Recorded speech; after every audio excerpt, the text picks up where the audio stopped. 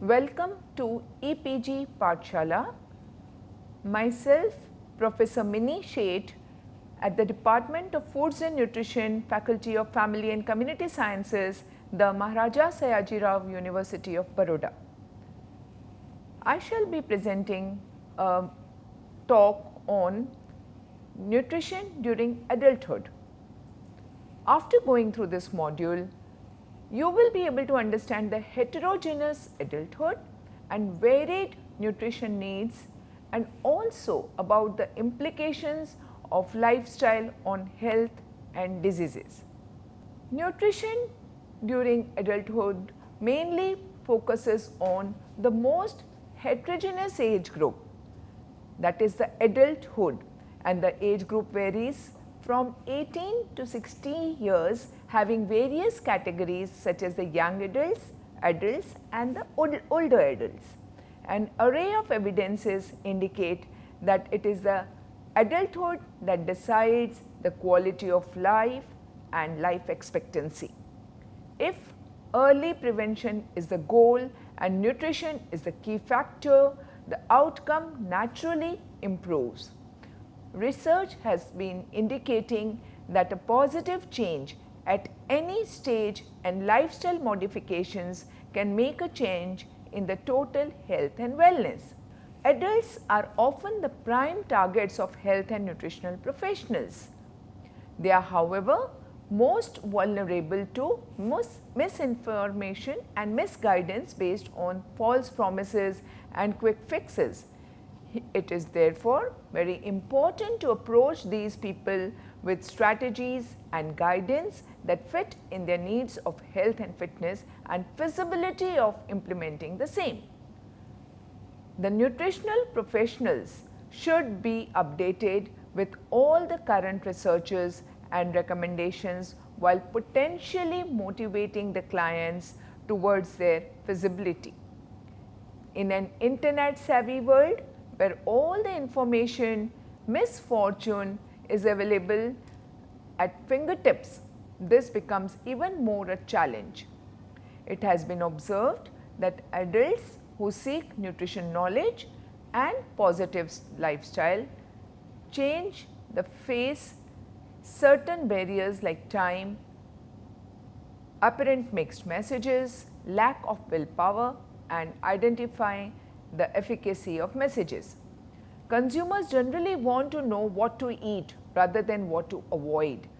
On a positive note, there is an emerging evidence that there is growing interest among adults in healthy cooking practices, cookbooks, grocery shopping lists, farm to table events, organic foods and farming and other food behaviors. The nutritional professionals can render a positive influence in nutrition education and advocacy, having prevention as their prime focus. Awareness on nutritional professionals' part regarding the current trends, consumer awareness and available food sources and changing eating behaviors is of equal importance. Now, let us learn about quality of life and work-life balance. The health-related quality of life is a concept used by the Center for Disease Control to measure the effect of person's current health condition on quality of everyday life. The CDC measures the HRQOL along with perception of feeling healthy. It was observed that adults feel unhealthy for about 6 days a month and healthy for 90 days a month. Lower incomes and more chronic diseases reported more healthy days. Adults are now being urged to set a goal for work-life balance. This includes a need to emphasize on stress reduction techniques, relaxation techniques, incorporating self-cooking rather than buying ready-to-eat foods, taking out time to hit the gym or to go for a walk, actively seeing the nutrition guidelines, reducing the screen time, increasing social interactions, consuming all the meals regularly and not skipping any of the meals. Another area for the dietetic professionals to explore is mental health link, which also acts as one of the key barriers or factors in promoting healthy work-life balance. A positive wellness focuses in adults is who are themselves caregivers, coaches, employers, teachers, parents, and this can go a long way in improving the health of not only themselves but also other people in their sphere of influence. It is therefore important for us to understand the lifestyle related risk factors. A survey by CDC showed that even though the life expectancy has increased over the years, there is still a need to lay emphasis on risk factors influencing the morbidity and the mortality. Some of the leading causes of death include heart disease, cancer, chronic respiratory diseases, cardiovascular diseases, accidents, and Alzheimer diseases. Also, the NCDs such as diabetes and its complication including the renal disorders and are also included in this. The chronic diseases such as heart disease, stroke, diabetes and cancer are expensive and yet preventable. They account for almost 1/3 of all the medical cost of the older adults and geriatric populations. These health issues have a direct link to lifestyle and diet. Overweight and obesity are either the precursors or one of the complications of these diseases. The dual burden of malnutrition has raised a challenging increase in the incidence of higher BMI, which is a major risk factor for hyperlipidemia, hypertension, elevated blood sugar levels, all of which are linked to metabolic syndrome.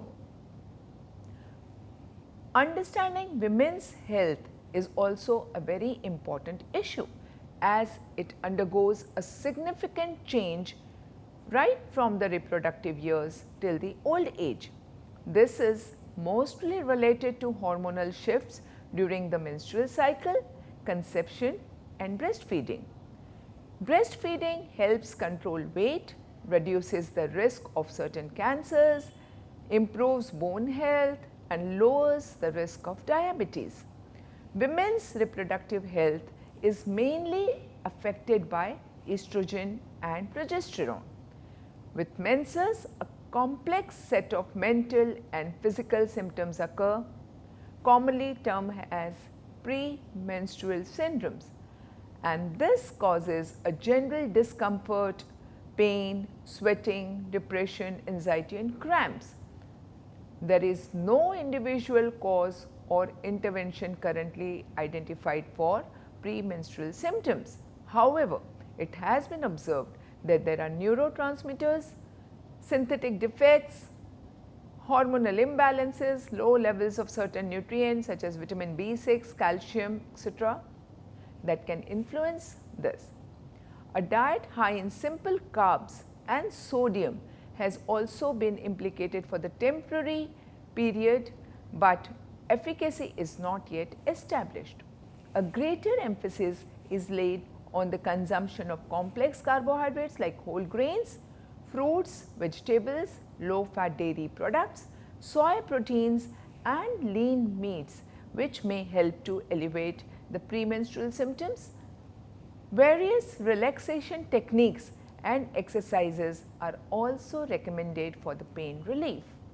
It is only when the menses and either naturally or because of surgical removal of reproductive organ, women have different health and nutrition concerns. The onset of perimenopause and menopause is typically in the late 40s, but there are various reasons governing the same like age of the onset of menses, genetics and overall health. Estrogen production typically reduces by 60% around the age of 50, and thus the symptoms of menopause occur after this age, such as the low energy levels, hot flushes, reduced bone mineral density, dyslipidemia, and memory changes. Some of the nutrients that play an important role during menopausal years are calcium, and as estrogen plays an intricate role in bone health, calcium deficiency is observed during menopausal years.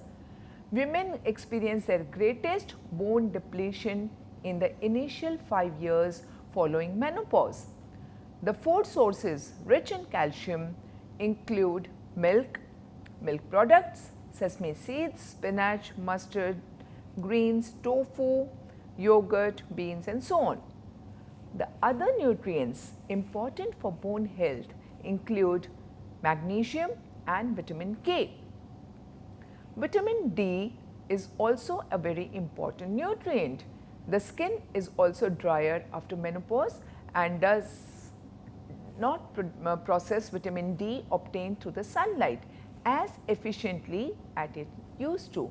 Without a sufficient amount of vitamin D, your body cannot properly absorb its calcium intake.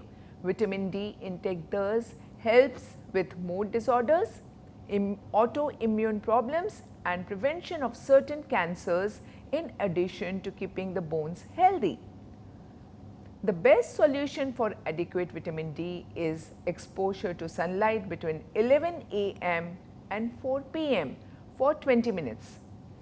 Plant-based foods that contain isoflavones are phytoestrogens and are some of the plant phytoestrogens that work in the body like a weak form of estrogen and may help to relieve the menopausal symptoms in some women.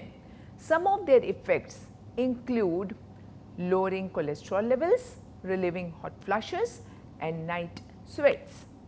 Sources of phytoestrogens include soybeans, soy products, flax seeds, sesame seeds, berries, fenugreek, oats, barley, beans, lentils, yams, apples, carrots, pomegranates, wheat germ, rice bran, coffee, mint, fennel seeds, beans, etc. Even though soy is recommended for hot flushes, the current research is not enough to support this evidence. Boron, another trace mineral, is also important during menopause because it increases the body's ability to absorb and hold on to estrogen and vitamin D. Some fruits and vegetables that are good sources of boron and estrogen include plums, prunes, strawberries, apples, tomatoes, pear, grapes, grapefruit, oranges, cabbage, cauliflower, carrots, cucumber, lettuce, orange, onions, soybean, and sweet potatoes. 3.5 ounce of almonds, prunes, or raisins each contain about 2 milligrams of boron. Asparagus, cabbage, figs, peaches, strawberries are also good sources of boron. Recent studies have also shown that folic acid consumption reduces the incidences of hot flushes and breast cancer in post-menopausal women. Recommended doses are 400 micrograms per day. The sources of folate include spinach, broccoli, mustard greens, papaya, orange, strawberry, lentils, black beans, kidney beans, green peas, lady fingers, peanuts, flax seeds, cauliflower, beet, corn, a whole cooked egg. Consuming foods rich in essential fatty acids like omega-3 fatty acids have also been shown to reduce vaginal dryness. Another important vitamin during postmenopausal is vitamin E.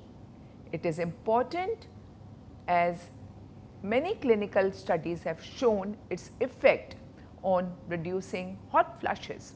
Vitamin E is also important for vaginal dryness, Although most women fear breast cancer, our biggest killer is heart disease.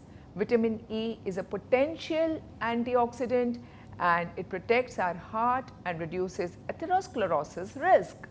Researchers say that vitamin E is even more effective than aspirin in reducing heart attacks. The key message for nutritional professionals is to recommend a balanced food intake and nutrient-dense foods that are low in simple carbs and fats, along with personal assessment and catering to individual needs. Now let us look at some of the factors that affect men's health. The leading cause for death in males include heart disease, lung cancer, unintentional injuries and prostate cancer. For adult men, a regular exercise along with diet support that helps in preventing heart disease is important as they are more prone at younger ages as compared to the females. Additionally, along with the cardiovascular exercises, weight bearing exercises also help positively in bone health. A nutrient of interest which is of importance in adult male is iron. This is because adult men and post-menopausal women do not lose iron from the body, but if they consume more than RDA via supplements, that poses a risk as iron is an oxidant. Let us now have an overview of nutritional supplementation for adults.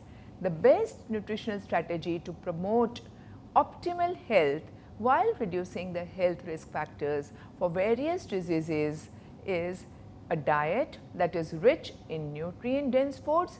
Additionally, consumption of fortified foods or supplements may also help some people to meet their nutritional needs as per the RDA, if they are otherwise not able to meet through food.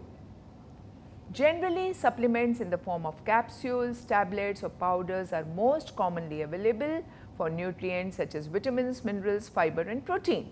However, yet another interesting as well as emerging area of nutrition supplementation is food fortification.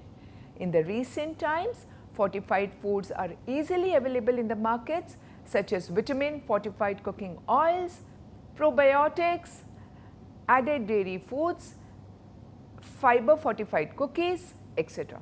It is thus very important for the consumer to read the nutritional fact panels and other information on food labels to know the potential nutrient sources used for fortification and the amounts of nutrients as seen in the nutrition facts panels.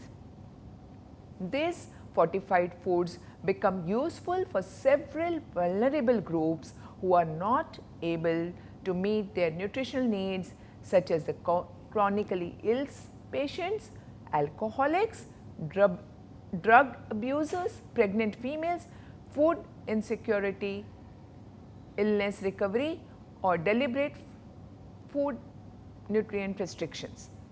Other people who need fortified foods or nutritional supplements include people with metabolic disorders such as lactose intolerance or malabsorption syndrome, food allergies, certain medicines used that alters a specific nutrition metabolism, etc.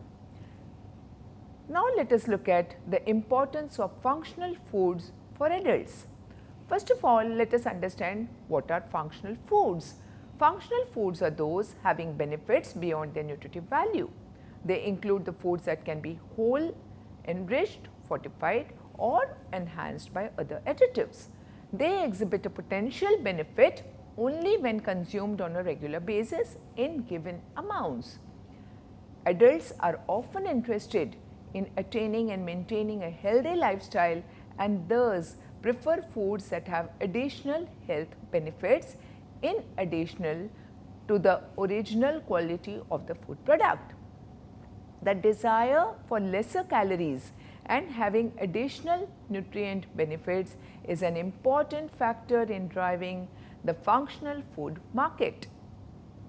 Functional foods at large belong to classes such as fruits and vegetables, nuts and oilseeds, spices and condiments, some particular fishes, whole grains, pre and probiotics. Consumption of functional foods has got following benefits. It lowers cholesterol levels, aids in maintaining blood sugar levels, act as antioxidant to scavenge the free radicals, promote a healthy gut, improves immunity, stimulates detoxification enzyme activity in the liver. To begin with, adults who do not have any major health problem can benefit from a well-balanced diet that includes all the major food groups, that is, by following the My Plate concept. Some components of the functional foods include phytochemicals and phytonutrients, that are the components in plants that are biologically active and render natural defense mechanism to their host and protect against microbial infection, thereby enhancing immunity. There are more than 2000 such components identified. The most common ones include anthocyanins, anthocyanins, flavonoids, carotenoids, etc. On regular consumption, adults can have various health benefits, including the benefits of antioxidant, detoxification, anti-inflammation effects. Now, moving on to understanding the term physical work capacity in adults and its measurement. Physical work capacity is the ability of an individual to perform maximum physical work with respect to age, gender, body weight and heart rate. It is the function of intensity and duration of work. Thus, it is different for each individual as each person has different aerobic and anaerobic endurance with its own limitations. Aerobic work capacity is mostly considered in practice. Rockport fitness walking test estimation for VO2 max takes into consideration variables such as age, gender, body weight, as well as the heart rate at the end of a mile. The heart rate of 170 beats per minute is usually considered as the physical work capacity for an untrained adult. 130 and 150 beats per minute physical work capacity are also common. The heart disease patients are often not able to exceed 75 beats per minute. With age, there occurs a progressive decline in different components of physical work capacity, such as the anaerobic endurance, muscular strength and tolerance of thermal stress. Regular exercise, weight control, avoidance of smoking are some of the factors that help in controlling a part of this loss. Athletes who are regularly trained eventually show a substantial decline in physical function and competitive performance, which show a decline in their cardiovascular endurance, a decline in muscular strength and a progressive impairment of heat tolerance. Theoretically, overworked heart and skeletal muscles could be a reason that leads to a decrease in their productivity. This may manifest into worker fatigue such as absenteeism at workplace, accidents, increased susceptibility to musculoskeletal injuries, heart attacks and strokes. Hence, to summarize, this module has helped us to understand the heterogeneous adulthood and varying nutritional needs at each stage in both men and women, and also about implications of lifestyle disorders on health and diseases. Thank you.